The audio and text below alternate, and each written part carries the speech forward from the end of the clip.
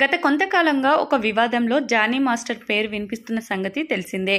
Dancer Satish గతంలో Johnny master గురించి సంచలన ఆరోపణలు చేయగా ఆ ఆరోపణల గురించి జానీ మాస్టర్ వివరణ ఇవ్వడం జరిగింది. ఈ వివాదం సద్దుమణిగిందని అందరూ భావించగా ఎవరూ ఊహించని విధంగా ఈ వివాదానికి సంబంధించి ఎన్నో మలుపులు చోటు చేసుకుంటూ ఉండడం గమనార్హం.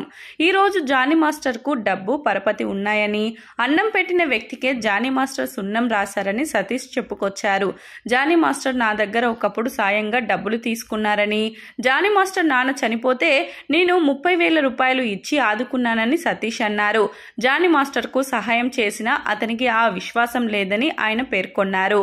జానీ మాస్టర్ కు బైక్ లేకపోతే బైక్ ఇచ్చానని, అయితే ఒక సాంగ్ చేస్తే 6 నెలల వరకు సాంగ్ ఉండదని, మిగతా డ్యాన్స్ మాస్టర్లు నెలకు 2 నుంచి 3 సాంగ్స్ చేస్తున్నారని సతీష్ చెప్పుకొచ్చారు.